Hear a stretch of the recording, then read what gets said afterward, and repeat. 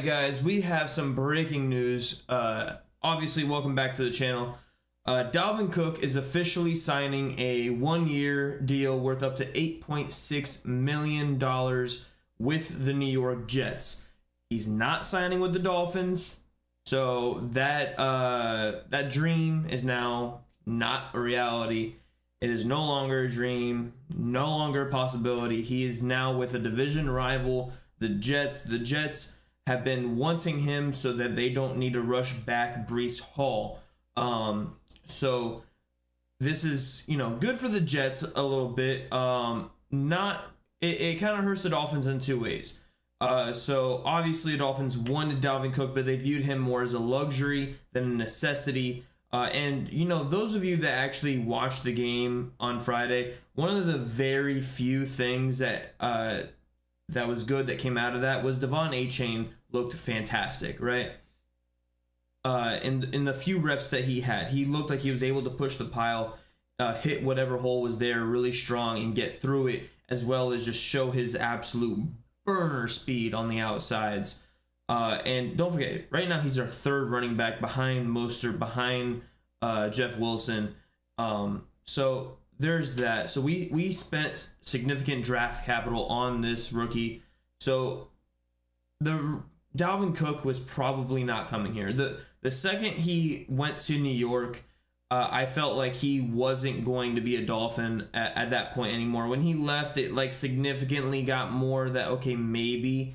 But I think A-Chain showed enough, throughout practice, throughout training camp, throughout the preseason game, that it was kind of like, okay, look, Dalvin, we're not going to pay you.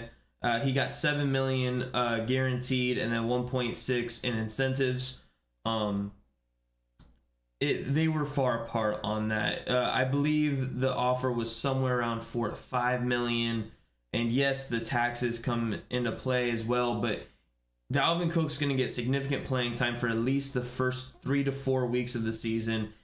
And now that they don't have to rush Breece Hall back, he may even get significant amount of snaps the first 7 games of the season. So we know when Breece Hall comes back, he's the best running back on that team, regardless of if Dalvin is there or not. But it's not really like we are disappointed that he's not, Miami native, trains with Nick Hicks, the same trainer that trains Tua. We wanted him back here. He wanted to be back here as fans, him as a player. Obviously, he would have been a great asset to this team. However, it just came down to the financials.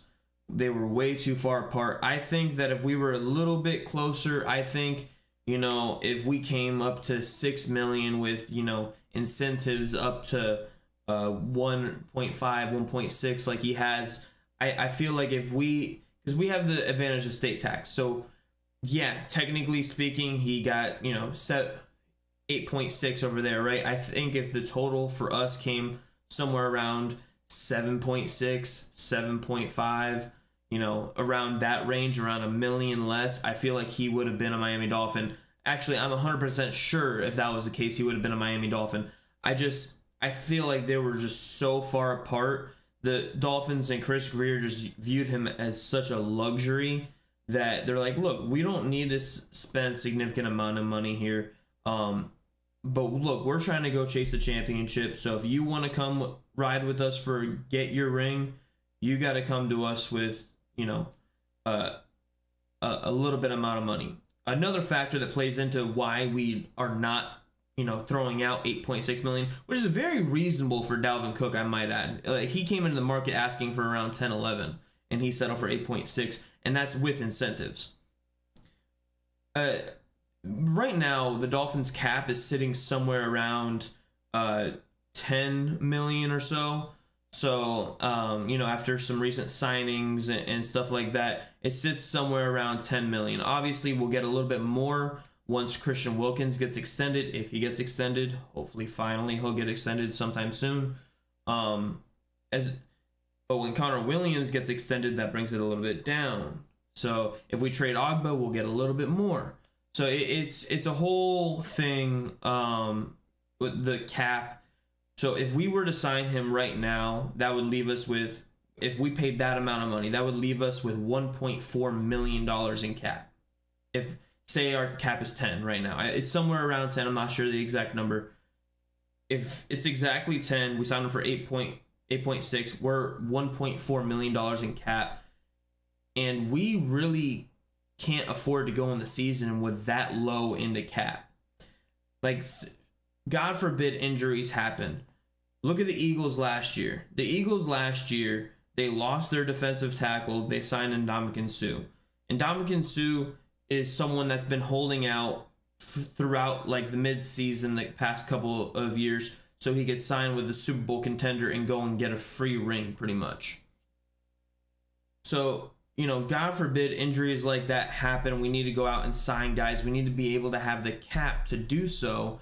Otherwise, we're going to be, you know, mid-season trying to restructure contracts, and that's more of a headache and a distraction on players mid-season. Like, oh, do I really want to take a pay cut right now of $2 million so we could sign this guy so he can come help us win a championship? That's $2 million that I can no longer give to my family. And yeah, it's I'm sorry for the camera going a little wacky right now, but yeah, stuff like that happens, and you know, you can't go into the season with that little in cap. Aaron Rodgers taking that massive $35 million pay cut helped get Dalvin Cook to the Jets and get him the money that he wanted. And now they still have the cap room to go and sign other people if need be. Dolphins, as of right now, don't have the cap room. And that just is what it is. That's what I got for y'all today. Don't forget to like, subscribe, share this with your friends. Let me know what you think about the signing in the comments below. Tell me if you're worried or not. And be on the lookout for another video tomorrow morning. I'll let you know if I'm worried or not. All right, guys. Deuces.